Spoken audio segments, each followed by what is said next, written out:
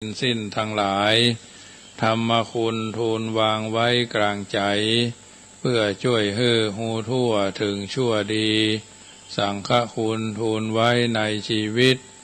เพื่อช่วยพิษปลดทุกข์เป็นสุขีโดยบุญอภิวันอัญชลีสวดสดีโดยการนิรันดร์เทิน10 นิ้วกราบแนบใต้ไหวสาปารมีธรรมในครูบาอาจารย์พระมหาเถรานุเถระท่านเจ้าคณะพระสังฆาธิการทุกรูปทุกตนขอความสุขความสวัสดีในธรรมะแห่งองค์สมเด็จพระสัมมาสัมพุทธเจ้าจงมีแก่บรรดาสาธุชนท่านผู้ฟังทุกท่านที่ได้มีโอกาสเปิดวิทยุรับฟังรายการเสียงธรรมก่อนรับตาตั้งสถานีวิทยุเพื่อการศึกษาพระพุทธศาสนาและวัฒนธรรม FM ความถี่104.50 เมกะเฮิรตซ์วัดฝ่ายหินตำบลสุเทพอำเภอเมืองจังหวัดเชียงใหม่เมตตาในท่านพระครูสมุวิสุวัตรวรกิโจท่านเจ้าอาวาสและท่านผู้อำนวยการสถานีวิทยุแห่งนั้นถวายเวลาให้ธรรมภาพพระมหาประสิทธธรรมาภินันโทน้อมนำเอารายการนี้มาอุเอิญเจริญปรมาเป็นปฏิพรให้บรรดาญาติโยมที่ฟังอยู่ทางบ้านเป็นประจำทุกเมื่อค่ำยามแลงเวลา 18 นาฬิกา19 นาฬิกาถึง 20 นาฬิกาโดยประมาณรายการเสียงธรรมก่อนรับตาเป็นอาหารใจส่วนหนึ่งที่ประคับประคองให้บรรดาญาติโยมได้ยินได้ฟังเป็นประจำนำพาญาติโยมกราบพระไหว้พระสมาทานแก้ว5 โกฐากจำเริญพระพุทธคุณพระธรรมคุณพระสังฆคุณแผ่ภายใจบุญเรียบร้อยแล้วก็จะอู้ธรรมะซึ่งบางวันก็ได้จัดรายการขึ้น96ตัวเนาะก็นำมาเอื้อนเจริญพรญาติโยมสาธุชนเนอะพร้อมกันแล้วกราบ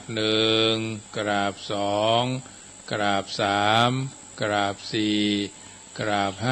5อรหังสัมมาสัมพุทโธภควาพุทธังภควันตังอภิวาเทมิกราบสวากขาโตภควตาธัมโมธัมมังนะมัสสามิกราบสุปฏิปันโนภควโตสาวกสังโฆสังฆังนามามิกราบมาตาปิตุคุณังอหังวันทามิกราบคุณูปการีวันทามิกราบกราบพระพุทธกราบพระธรรมกราบพระสงฆ์กราบระลึกถึงคุณพ่อคุณแม่กราบระลึกถึงคุณของครูบาอาจารย์ต่อไปก็ตั้งอกตั้งใจสมาทานแก้ว5 โกฐากเป็นมังคละกับตัวกับตนเนอโยสันเนเสโนวราโพธิโมเรมรังสะเสนังมหันติงวิจัยโยสัมโพธิมากันจิงวะอนันตัญญโนโลกุตตโมตังปะนามาเมพุทธังอัตถังคิโกอริยปัตโตจนานังโมคขปเวสายะอุจุกามะโกอายังสันติกโรตุตัสโสนโยปะนิยานิโกตังปะนามาเมธัมมังสังโฆวิสุทโธวรตกินโยสันตินทริโยสปะมระปะหิโนคุเนหิเนเกหิสมิติปโต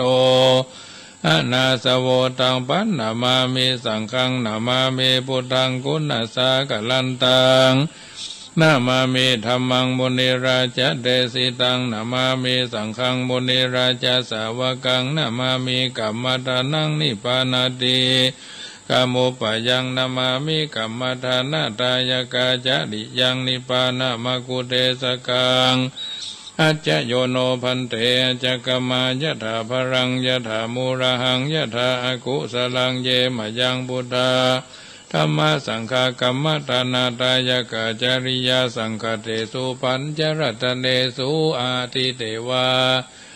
ปัจจุปันเนวาอวิวายะทิวาระโหวากายเยนะวาวาจายะวามนัสสาวาปะมัตตานาการวา มาการิมหาเตมะยังอัจจยังอัจจยโตทิสวายตาธัมมังปฏิกโรมาเตสันโนปันเตพุทธาธิรัตนาปัญจกังอนุกัมปังอุปาทายะอัจจยังอัจจยโตปฏิกันหันโต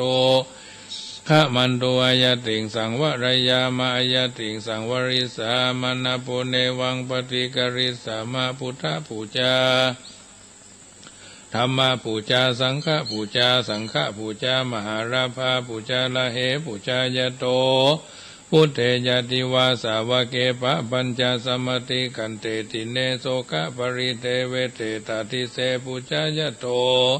นิพุเตอกุโตภเยนะสกาปุญญสังกตุงอิเมตามะปิเกนะจิอิมินาอาคิตุปะบุภาราจาการวะกะเมนะเมตยาพุทธสัตสนัญจระภามหาสยวานุปัจจโตเมตโยเตวะปูจิโตสังสเรสังสรันโตปิอปเยนะขมามหาเสนิพพานาปัจจโยโหตุโนนิจจังนะโมตัสสะภะคะวะโตอะระหะโตสัมมาสัมพุทธัสสะนะโมตัสสะภะคะวะโตอะระหะโตสัมมาสัมพุทธัสสะนะโมตัสสะภะคะวะโตอะระหะโตสัมมาสัมพุทธัสสะนะโมตัสสะภะคะวะโตอะระหะโตสัมมาสัมพุทธัสสะพุทธังสรณังกัจฉามิธัมมังสรณัง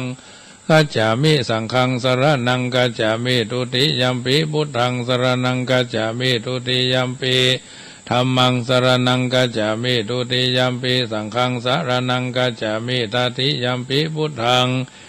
สรณังกัจฉามิตติยัมปิธัมมังสรณังกัจฉามิตติยัมปิสังฆังสรณังกัจฉามิสรณะกะมะนังพุทโธสัพพัญญูตยโนธัมโมโรกุตโรนาวาสังโฆมะกะปะระโตจาอิเจตังรัตนะทะยังเอตัสสะอนุภาเวนะสัพพะอันตรายโยวินาสันตุโนติปิโสภะคะวะอะระหังสัมมาสัมพุทโธวิจารณะสัมปันโนสุขโตโรกาวิตุวานุตโลปุริสัทธัมมาสารติสัตตะเทวมนุสสนังพุทโธภคะวะติสวากขาโตภคะวะตาธัมโมสันติติโกอาการิโกเอหิปัสสิโกโอปนายิโกปัจจตังเวทิตาโพวินโยหิติสุปฏิปันโนภคะวะโตสาวกสังโฆอุจุปฏิปันโนภคะวะโตสาวกสังโฆยายาปฏิปันโนภคะวะโตสาวกสังโฆสามิจิปฏิปันโนภะคะวะโตสาวกสังโฆยติทางจัตตาลิปุริสายุคานิอัฏฐปุริสาบุคารายสัพพะคะวะโตสาวกสังโฆอาหุนายโยปะหุนายโยตักขินายโยอัญเชลีกรณีโยอนุตรังปุญญเขตังโลกัสสติทานะบารมีสัมปันโนทานะอุปบารมีสัมปันโนทานะบารมัทธาบารมีสัมปันโนเมตตาไมตรีกรุณามุทิตาอุเบกขาบารมีสัมปันโนอิติปิโสภะคะวาศีลบารมีสัมปันโนศีลอุปบารมีสัมปันโนศีลบารมัทธาบารมีสัมปันโนเมตตาไมตรีกรุณามุทิตาอุเบกขาบารมีสัมปันโนอิติปิโสภะคะวาเนคขมมะบารมีสัมปันโนเนคขมมะอุปบารมีสัมปันโนเนคขมมะบารมัทธาบารมีสัมปันโนเมตตาไมตรีกรุณามุทิตาอุเบกขาบารมีสัมปันโนอิติปิโสภะคะวาเนคขมมะบารมีสัมปันโนเนคขมมะอุปบารมีสัมปันโนเม เมฆขามะบารมัทธบาลามีสัมปันโนเมตตาไมตรีกรุณามุทิตาอุเบกขาบาลามีสัมปันโนอิติปิโสภะคะวะปัญญาบารามีสัมปันโนปัญญาอุบาบาลามีสัมปันโนปัญญาบารมัตถบาลามีสัมปันโนเมตตาไมตรีกรุณามุทิตาอุเบกขาบารามีสัมปันโนอิติปิโสภะคะวะวิริยะบาลามีสัมปันโนวิริยะอุบาบารามีสัมปันโนวิริยะบารมัทธบาลามีสัมปันโนเมตตาไมตรีกรุณามุทิตาอุเบกขาบาลามีสัมปันโนอิติปิโสภะคะวะขันติบาลามีสัมปันโนขันติอุบาบารามีสัมปันโนขันติบารมัทธบารามีสัมปันโนเมตตาไมตรีกรุณามุทิตาอุเบกขาบาลามีสัมปันโนอิติปิโสภะคะวะสัจจะบาลามีสัมปันโนสัจจะอุบาบารามีสัมปันโนสัจจะบารมัทธบาลามีสัมปันโนเมตตาไมตรีกรุณามุทิตาอุเบกขาบารามีสัมปันโนอิติปิโสภะคะวะอธิฏฐานะบาลามีสัมปันโนอธิฏฐานะอุบาบาลามีสัมปันโนอธิฏฐานะบารมัทธบารามีสัมปันโนเมตตาไมตรีกรุณามุทิตาอุเบกขาบาลามีสัมปันโนอิติปิโสภะคะวะเมตตาบารามีสัมปันโนเมตตาอุบาบารามีสัมปันโนเมตตาบารมัทธบาลามีสัมปันโนเมตตาไมตรีกรุณามุทิตาอุเบกขาบารามีสัมปันโนอิติปิโสภะคะวะอุเบกขาบารามีสัมปันโนอุเบกขาอุบาบารามีสัมปันโนอุเบกขาบารมัทธบารามีสัมปันโนเมตตาไมตรีกรุณามุทิตาอุเบกขาบาลามีสัมปันโนอิติปิโสภะคะวะทัสสะบาลามีสัมปันโนทัสสะอุบาบารามีสัมปันโนทัสสะบารมัทธบาลามีสัมปันโนเมตตาไมตรีกรุณามุทิตาอุเบกขาบาลามีสัมปันโนอิติปิโสภะคะวะพุทธังสรณังคัจฉามิธัมมังสรณังคัจฉามิสังฆังสรณังคัจฉามินะมามิหังติปิโสภะคะวะทานะบาลามีสัมปันโนทานะอุบาบารมีสัมปันโนทานะบารมัทธบารมีสัมปันโนมหาชัยปากโรวราเมนะโทวัตโสธรรมการระยานาทีวิปัสสนากโตโสภะคะวะอิติปิติปิโสภะคะวะศีลบาลามีสัมปันโน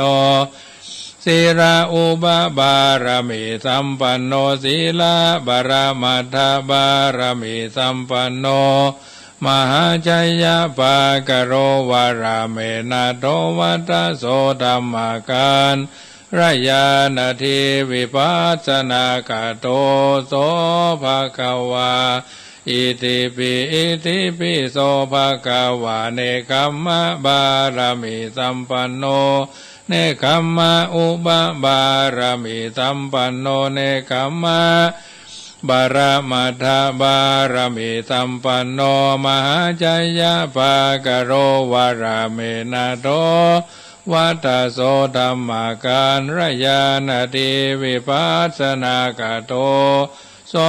ภะคะวาอิติปิโสภะคะวาปัญญาบารมีสัมปันโนปัญญาอุปบารมีสัมปันโนปัญญาบารมัตถบารมีสัมปันโนมหาชัยยะปากโรวาราเมนะโทวัตโสธัมมาการรยานาทีวิปัสสนากโตโสภะคะวาอิติปิโสภะคะวาวิริยะบารมีสัมปันโนวิริยะอุปบารมีสัมปันโนวิริยะบารมัตถบารมีสัมปันโนมหาชัยยะปากโลวาราเมนะโทวัตโสธัมมาการรยานาทีวิปัสสนาคโตโสภะคะวาอิติปิโสภะคะวาขันติบารมีสัมปันโนขันติอุปบารมีสัมปันโนขันติบารมัตถบารมีสัมปันโนมหาชัยยะภากโรวาราเมนะโทวัตโสธัมมาการรยานาทีวิปัสสนากโตโสภะคะวาอิติปิโสภะคะวาสัจจะบารมีสัมปันโนสัจจะอุปบารมีสัมปันโนสัจจะบารมัตถบารมีสัมปันโนมหาชัยยะปากโรวาราเมนะโทวัตโสธัมมาการรยานาทีวิปัสสนากโตโสภะคะวาอิติปิโสภะคะวาอธิฐานะบารมีสัมปันโนอธิฐานะอุปบารมีสัมปันโนอธิฐานะบารมัตถบารมี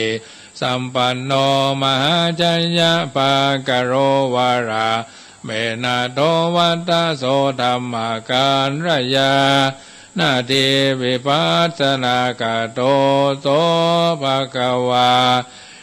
อิติปิโสภะคะวาเมตตาบารมีสัมปันโนเมตตาอุปบารมีสัมปันโนเมตตาบารมัตถบารมีสัมปันโนมหาชัยยะปากโร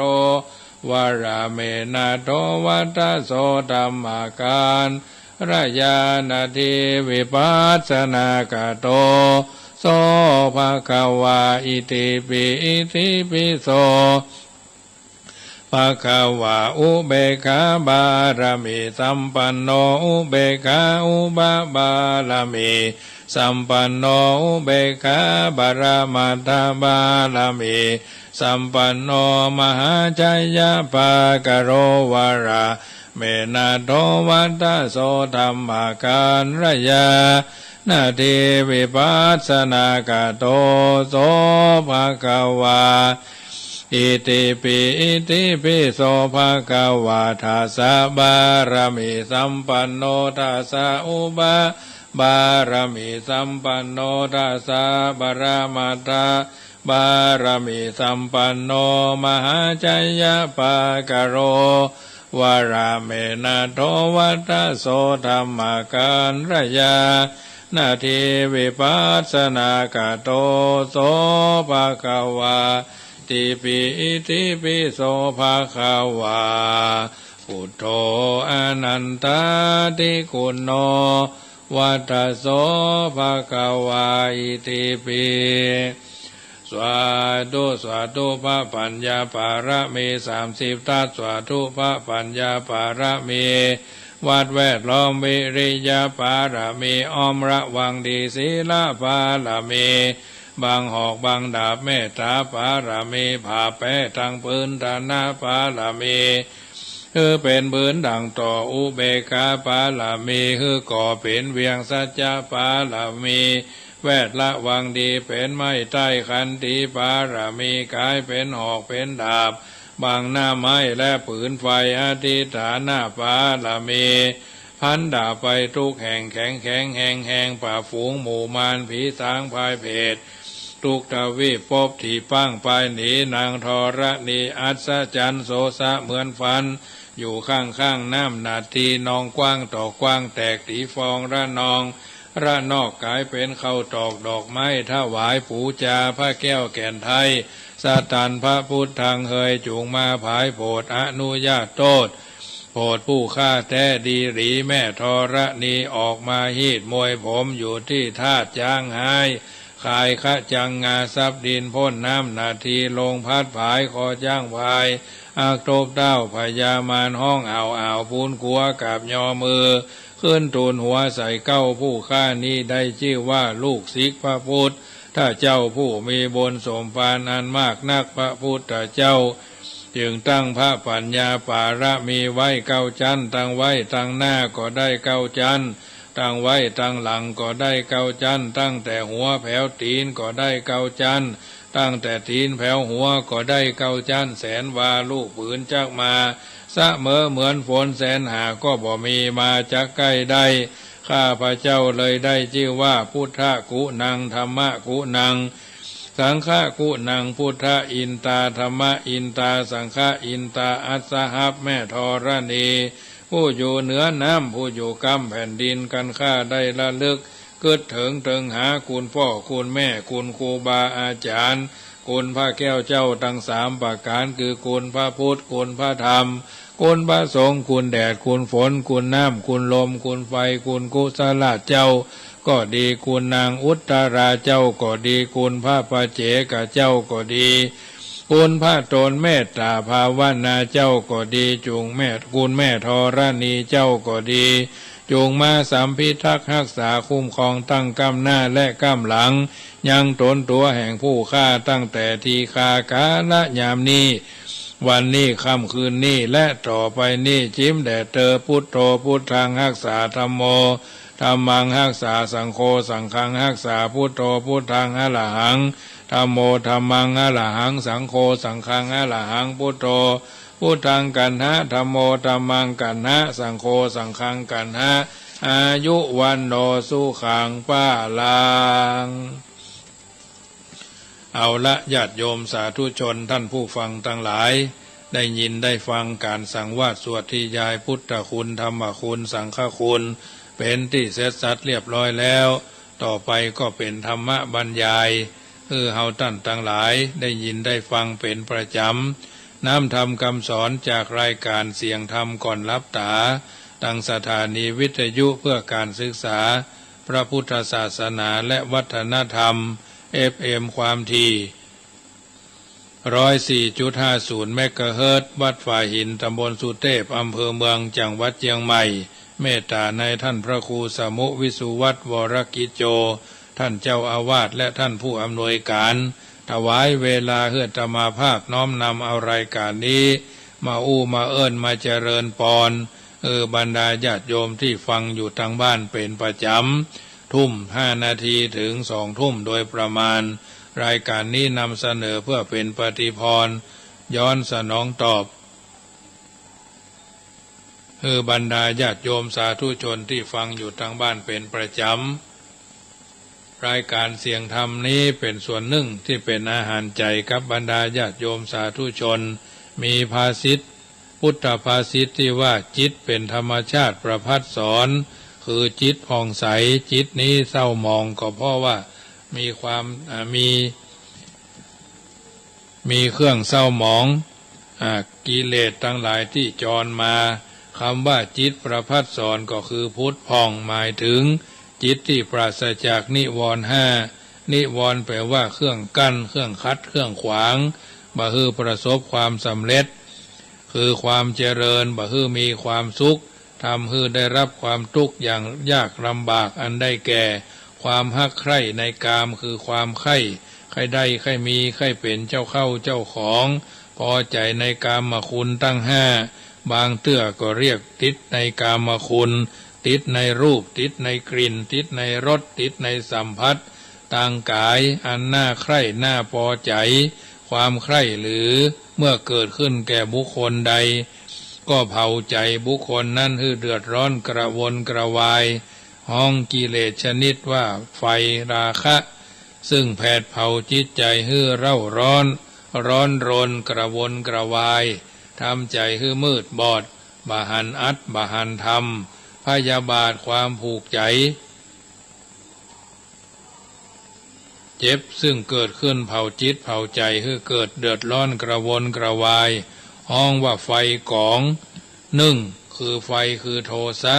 กิเลสนี้เป็นการก่อตัวขึ้นตามลำดับคือครั้งแรกถ้าเกิดความบ่พอใจในบุคคลหรือสิ่งของอย่างใดอย่างหนึ่งจิตก็จะเกิดกระทบกระทั่งทางจิตถ้าห้ามจิตไว้บ่ฮืออยู่ก็จะกลายเป็นพยาบาทคือความผูกใจเจ็บถ้าผูกใจเจ็บและอาฆาตนักขึ้นก็จะกลายเป็นการจองเวรไปความรู้สึกท้อแท้ใจหรือความหดหู่ใจและความเกียจค้านหรือความง่วงซึมกิเลสสองอย่างนี้เปรียบเหมือนเชื้อราที่จับต้นไม้หรือพืชแล้วทำให้ต้นไม้หรือพืชนั้นเหี่ยวแห้งเฉาตายไปถ้าเกิดกับบุคคลก็ทำให้จิตใจหมดกำลังที่จะบำเพ็ญคุณงามความดีให้กับตัวเองครอบครัวสังคมและประเทศชาติความฟุ้งซ่านและความรำคาญหรือความเกิดความฟุ้งซ่านรำคาญแล้วคนทั่วไปมักจะรำคาญงุดงิดอยู่ตลอดเวลาถ้าไผมาอู้ให้เกิดกระทบกระเทือนใจนิดหน่อยก็รำคาญใจได้ยินเสียงดังก็รำคาญหรือฟังเสียงเบาได้ยินเสียงบ่ได้ยินพ้องบ่ได้ยินพ้องก็รำคาญหรือแม้บางครั้งเขาอู้การฟังแล้วบ่ถูกใจก็รำคาญนี้เพราะปล่อยให้กิเลสทั้งสองนี้เข้าไปครอบงำจิตใจนั่นเองความลังเลสงสัยนับว่าเป็นอุปสรรคขัดขวางในการที่จะบำเพ็ญคุณงามความดีสงสัยในปฏิบัติเช่นเมื่อฮือตานแล้วจะได้บุญแท้กาบะแท้กาหรือสงสัยในเรื่องมรรคสวรรค์มีอยู่แท้กาบะแท้กาหรือลังเลสงสัยในครูบาอาจารย์ที่กำลังฝึกฝนอบรมในการสอบธรรมปฏิบัติธรรมว่ามีความหู้จริงก่อปฏิบัติถูกต้องหรือไม่หรือปฏิบัติแล้วได้ผลแท้ตามที่ปฏิบัติหรือไม่เป็นต้นเมื่อลังเลสงสัยอยู่อย่างนี้ก็จะทำให้เป็นคนใจลอยและบ่ยอมทำหยังสงสัยไปในทุกเรื่องสุดท้ายทำให้หมดโอกาสในการฝึกฝนตัวเก่าหรือพัฒนาจิตของตนคนมีความลังเลสงสัยอยู่ในใจแล้วก็หมดทางที่จะเจริญก้าวหน้าในชีวิตนิวรณ์ห้านี้เป็นกิเลสที่บั่นทอนหรือทำลายความสงสัยของมนุษย์การทำใจให้ปลอดนิวรณ์ได้นับว่าเป็นคนมีบุญเป็นคนมีโชคดีพ้นจากความเป็นหนี้บ่มีโรคเป็นไทยแก่ตัวเองเป็นต้นจึงนำมาอู้เอิญเจริญพรญาติโยมสาธุชนได้นำไปปรับใจในการดำเนินชีวิตของเฮาท่านทั้งหลายเป็นลำดับไปเมื่อตะคืนได้อู้เรื่องละครชีวิตเนาะละครชีวิตวันนี้ก็จะอู้เรื่องอวสานของชีวิตนะอวสานของชีวิตซึ่งก็เป็นเรื่องที่จะต้องฟังกันต่อไปว่าทุกสิ่งทุกอย่างทั้งมีชีวิตและบ่มีชีวิตได้เมื่อมีความเกิดขึ้นในเบื้องต้นก็ต้องมีความเปลี่ยนแปลงไปในท่ามกลางและมีความแตกสลายไปในที่สุด ชีวิตทุกชีวิตจะเป็นชีวิตชนิดใดๆก็ตามในที่สุดก็ต้องถึงอวสานคือตายสมดังกรรมว่ามะระนันตังหิชีวิตังชีวิตมีความตายเป็นที่สุดนะมะระนันตังหิชีวิตังชีวิตมีความตายเป็นที่สุดแม้ชีวิตจะถึงอวสานแล้วก็จริงแต่ยังมีสิ่งหนึ่งซึ่งจะอยู่สิ่งนั้นก็คือการกระทำดีหรือชั่วก็ตามยังคงปรากฏอยู่เสมอมีภาษิตรับรองว่ารูปังชีรติมัจจานังรูปร่างกายของสัตว์ที่ต้องตายต้องย่อยยับไปนามโคตังนชีรติแต่ชื่อเสียงและวงตระกูลหาย่อยยับไปด้วยไม่ในคำฉันกิษณาสอนน้องกล่าวเอาไว้ว่าพฤกษกปกาสอนอีกุลชรอันปรนปรงโทนทนเสน่งคงสำคัญหมายในกายมีนรชาติวางวายมะลายสิ้นทั้งอินทรีย์สถิตทั่วแต่ชั่วดีประดับไว้ในโลกาความดีก็ปรากฏเกียรติยศก็ลือชาความชั่วก็นินทาทุรยศยินขจรนะพฤกษกปกาสอนอีกุลชรอันโปรดปรงโทนทงเสน่งคงสำคัญหมายในกายมีนรชาติวางวายมะลายสิ้นทั้งอินทรีย์สถิตทั่วแต่ชั่วดีประดับไว้ในโลกาความดีก็ปรากฏเกียรติยศก็รือชาความชั่วก็นินทาทุรยศยินขจรบรรดาคนดีมีพระพุทธเจ้าเป็นต้นนั้นญาติโยมท่านสาธุชนท่านผู้ฟังทั้งหลายพุทธศาสนิกชนยังระลึกนึกถึงและกล่าวถึงพระนามของพระองค์เป็นนิจตลอดมา 2,564 ปีผ่านไปแล้วเฮาท่านทั้งหลายก็ยังเคารพนบนอบไหว้สาสักการะบูชาแนบใต้ไหว้สาอยู่เป็นประจำความชื่นชมสมนัสซาบซึ้งในพระคุณของพระองค์บ่ได้เลือนลางจางหายไปจากจิตใจเฮาท่านทั้งหลายเลยพระบรมสารีริกธาตุของพระองค์ก็มีผู้เคารพสักการะบูชาแสวงหาโดยถือว่าเป็นสมบัติอันล้ำยิ่งค่ายิ่งกว่ารัตนะเสียด้วยซ้ำไปแม้รอยพระบาทของพระองค์ก็มีผู้เคารพสักการะด้วยถือว่ารอยเท้าของคนดีมีที่สมควรดำเนินตามส่วนบรรดาความคนชั่วมีพระเทวทัตเป็นต้นนั้นแม้จะตายไปแล้วก็ยังมีคนเกลียดกัวติเตียนในเวลาคือคนเชื่อบางคนก็กล่าวว่าถ้าบัดแท้ขอฮือตายตกมรณะไปอยู่ใต้เถนเทวทัตเตว่าอันนะถ้าบัดแท้ขอฮือตายตกมรณะไปอยู่ใต้เถนเทวทัตเนี่ยก็หมายความว่าขอฮือเป็นคนบาปคนเลวยิ่งกว่าเทวทัตแถมซึ่งถือกันว่าเป็นคนเลวที่สุดในพุทธศาสนาเฮานี้ทุกคนต้องตายเกิดมาในโลกเท่าใดก็ต้องตายเหมือนกันหมดยังมีปัญหาอยู่แต่ก็เพียงเวลาคือว่าจะตายเมื่อใดเท่านั้นเองนักปราชญ์แนะแนวที่จะพึงปฏิบัติในเวลาที่ตายไว้4อย่างก็โดยกันคือ1ละห่วงนอกคือละห่วงใยในคนและของอันเป็นที่ฮักเสีย2ละห่วงในก็คือละความเสียดายในตัวเองเสีย3ระลึกถึงพุทธานุภาพอำนาจแห่งพระพุทธธรรมานุภาพอำนาจแห่งพระธรรมสังฆานุภาพอำนาจแห่งพระสงฆ์เป็นสรณะเป็นที่เพิ่งโบราณสอนให้ภาวนาว่าอะระหังอะระหังและก็อะระหังเป็นต้น4ระลึกถึงความดีมีทานชำระความโลภศีลชำระความโกรธ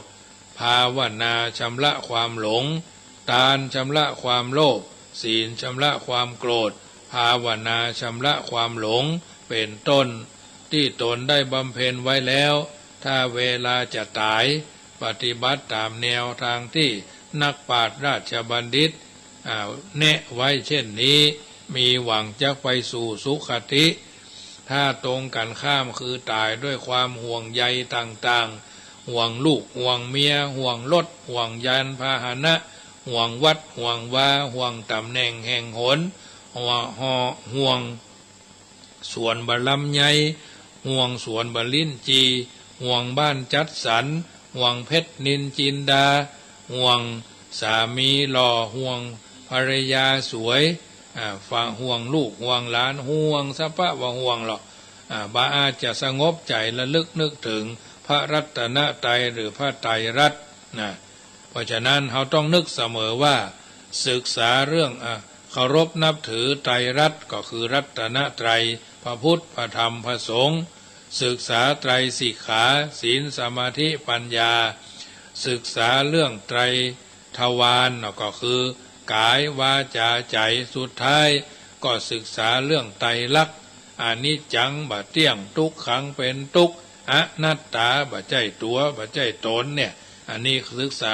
บ่อยๆศึกษาเรื่อยๆศึกษาให้เข้าใจอย่ารู้อย่างเดียวเหมือนเรารู้ว่าก๋วยเตี๋ยวร้านหั่นลำชายสี่บะหมี่เกี๊ยวลำเนาะหรือข้าวซอยฟ้าห้ามลำผลไม้ดองร้านนั้นร้านนี้ลำอย่าขนมเส้นนั่งห้อยแข้งห้อยขาร้านนี้ลำอย่าแต่ก่อนอาตมาผ้าเป็นละอ่อนขโยมนี่นะไปซื้อข้าวมันไก่บนกาดพุ่นน่ะบนกาดหลวงพุ่นน่ะคนจีนเพิ่นขายเนาะบนเสื้อผ้าโอ้เพิ่นขายลำคนนี่เข้าแถวกันซื้อนะเมื่อปี2517 18 19นะญาติโยมโอ้ห่อ15 บาทสมัยนั้นนะโอ้ซื้อกำ10ห่อนะอุตส่าห์ลดขึ้นรถเมล์ลุกละปูนั่นน่ะรถเมล์กาเจดีหรือกาธาตุกับกาปีกนะพวกถ้าเวลามันวิ่งแข่งกันนะพี่น้องสารปีเอ๋ยโกงนะโกงต้นเหวนะเพราะถ้ามันถึงสนั่นปั่นปื้นโกงสีโพนะถนนนูนออกมานะพวกถ้าซุปข้าวหั่นก็หลายซบแล้วนะแต่ก่อนนี่นะอาตมาภาพเป็นขนอนขโยมหรอกไปซื้อจีนลาบไปซื้อจีนแกงกาดหนองหอยไปซื้อผลเปิ้นแปลงบอกไฟหรอไปซื้ออันขี้เล็กแถวสันปะคอยนะลวดไปซื้อเข้ามาขั้นข้าวสลับเปากับขนมจีบร้านพี่กุลน่ะพี่น้องร้านพี่กุลแถวนั้นน่ะโอ้สมัยนั้นน่ะขนมเส้นขนมเส้นถ้วยบาทเกิงนะสมัยนั้นน่ะอันนี้ก็เป็นเรื่องนึ่งเนอะนำมานอกเรื่องไปหน่อยนึงญาติโยมได้ฟังบางคนบางท่านฟังแล้วคงจะยิ้มโอ้ท่านมหานี่ก็แก่นักแก่หันนี่เลาะและไอ้เนาะนี่ก็ถือว่าเอามาเป็นเปิดห้องว่าน้ำยาเนาะน้ำยาใส่กะทิคลุกคลิกก่อนยังแควนน้อยนะน้ำยาใส่กะทินี่นะน้ำยากะทิถ้าน้ำยาป่านี่เพชรขมุกโจรเนาะน้ำยาโจรคือน้ำยาป่าเนาะน้ำเงี้ยวเนี่ยก็พี่น้องบ้านเฮานี่แหละนะอันนี้ถือว่าเป็นเรื่องที่นำมาเวิร์นเจริญปอนเนอะชีวิต4ชนิดเป็นว่ามามืดมาก็มืดไปภาษาพระบอกว่าตโมตมะปรายโนมืดมาสว่างไปตโมโชติปรายโนสว่างมาก็สว่างไปโชติปรายโนนะแล้วก็สว่างมามืดไปโชติตมะปรายโนคนบางคนเกิดมาแล้วก็ได้รับความทุกข์แต่ความเสื่อมเสียอยู่เสมอแต่ก็ยังเป็นผู้ประมาทมาหู้ซึกตัวว่าการทำแบบนี้เช่นนี้ประการนี้เพราะผลของความชั่วที่ทำไว้แทนที่จะทำความดีเพื่อแก้ไขก็ยังทำความชั่วอยู่เสมอเช่นนี้ชื่อว่าเป็นชีวิตที่มืดมาแล้วก็ยังต้องมืดไปแถมคนบางคนเกิดมาแล้วก็ได้รับความทุกข์ระทมตรอมสาหัสสากันความเสื่อมเสียอยู่เสมอแต่เป็นผู้ไม่ประมาทรู้สึกตัวว่าการที่จะเป็นเช่นนั้นก็เพราะผลของความชั่วที่ตัวทำไว้จึงพยายามทำความดีอยู่เสมอเช่นนี้ชื่อว่าเป็นชีวิตที่มืดมาแล้วแต่ว่าต้องสว่างไปคนบางคนเกิดมาแล้วก็ได้รับความสุขความเจริญอยู่เสมอและเป็นผู้ไม่ประมาท รู้สึกตัวว่าการที่เป็นเช่นนั้นก็เพราะผลของความดีที่ตัวได้ทำเอาไว้จึงพยายามทำความดีให้ยิ่งขึ้นไปอยู่เสมอเช่นนี้ชื่อว่าเป็นชีวิตที่สว่างมาแล้วและจะต้องสว่างต่อไปแถมคนบางคนเกิดมาแล้วก็ได้รับแต่ความสุขความเจริญอยู่เสมอแต่เป็นผู้ประมาทบ่รู้สึกตัวว่าการเป็นเช่นนี้แบบนี้ประการนี้ก็เพราะว่าผลดีที่ตัวได้ทำไว้แทนที่จะทำความดีให้ยิ่งขึ้นไปกับทำความชั่วอยู่เสมอเช่นนี้ชื่อว่าเป็นชีวิตที่สว่างมาแล้วแต่ว่าจะต้องมืดไปเป็นต้นญาติโยมสาธุชนท่านผู้ฟังทั้งหลายท่านกำลังติดตามรับฟังรายการเสียงธรรมก่อนลับตาทางสถานีวิทยุเพื่อการศึกษาพระพุทธศาสนาและวัฒนธรรม FM 104.50 และวิทยุท้องถิ่นจังหวัดเชียงใหม่คลื่นพระพุทธศาสนาควบคุมดูแลของศูนย์เผยแผ่ธรรม FM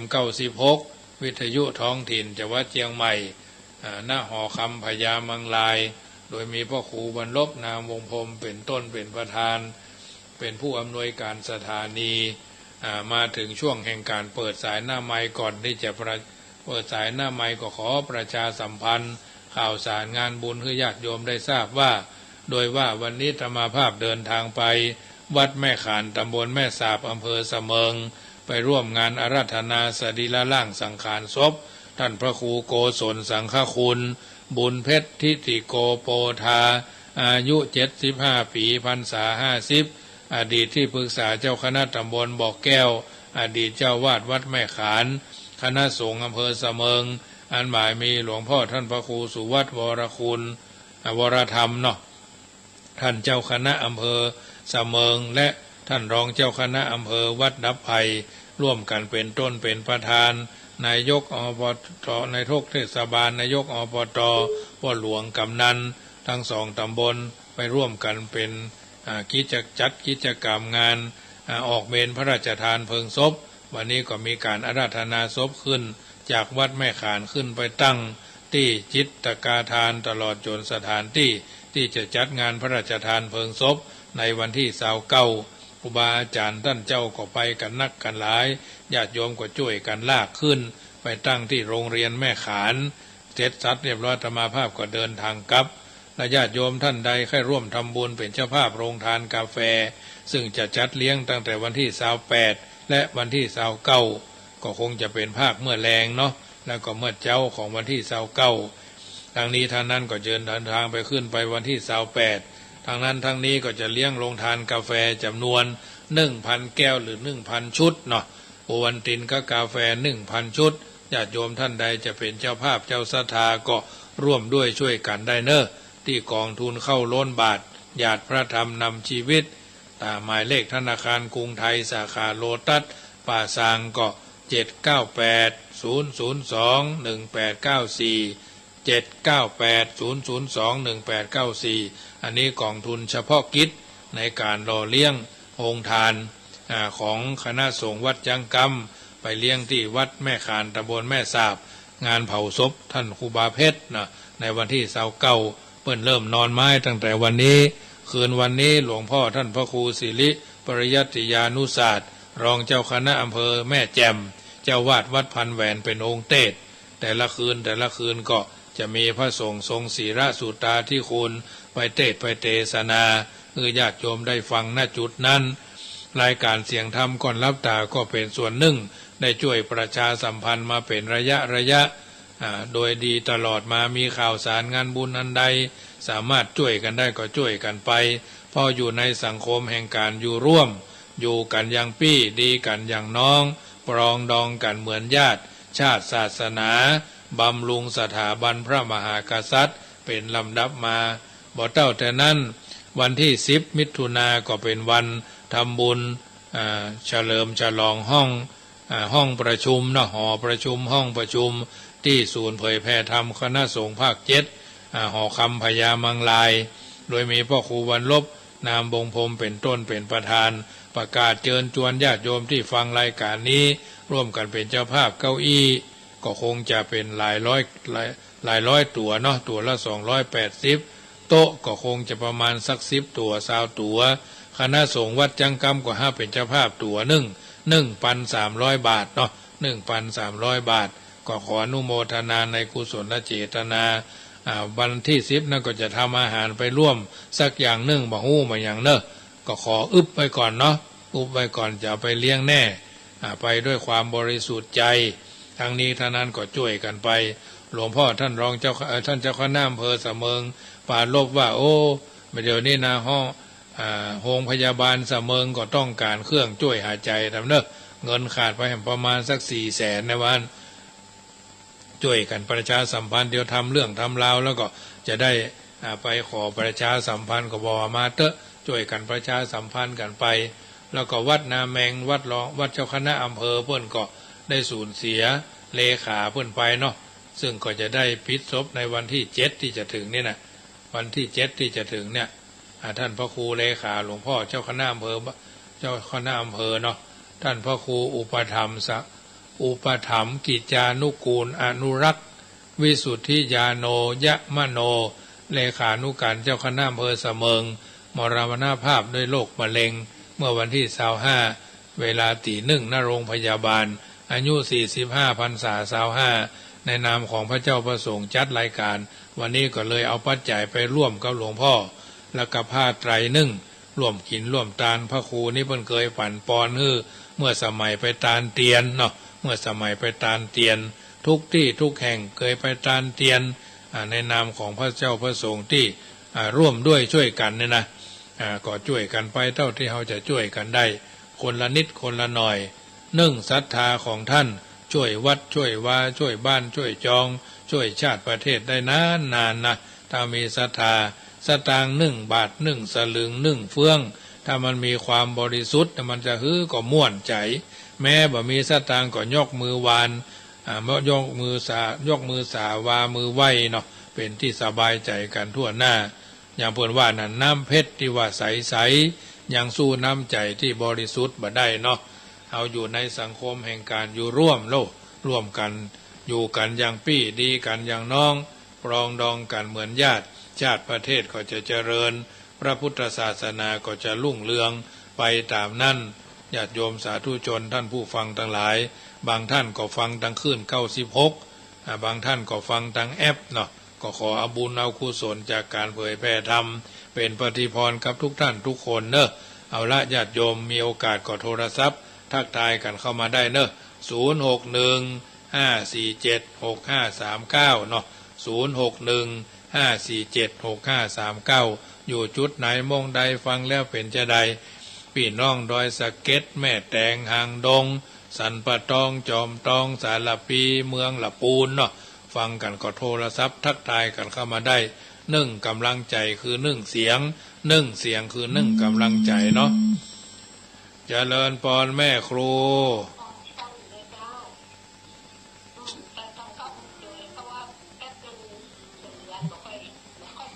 บ่ค่อยเสถียรเนาะได้ถึง2 ทะเลิดอ่ะ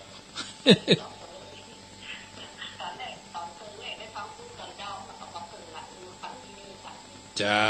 าอนุโมทนาแม่ครูเหรียญทองจันทีบ้านต้อเมืองลังอันนี้ก็ร่วมทำบุญมาเนาะแม่ยายพรร้องบัวแดงฟังชัดเจนดีเนาะที่เข้าแรงกับอย่างวันนี้ยังแควนมันมีก้างได้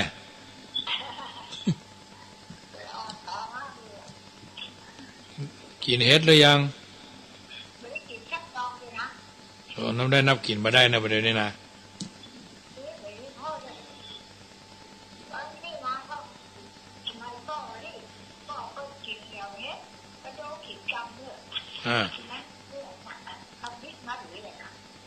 วันนั้นก็กินเฮ็ด5บนดอยวันน่ะวันแม่กำปองวันน่ะเหมาะดีโมทนาแม่ยายพรเนอ เจริญพรพี่น้องดอยสะเก็ดเจ้าวันศาสตร์เจ้าวันนี้บอกเก็บเมียงกันวะเนี่ย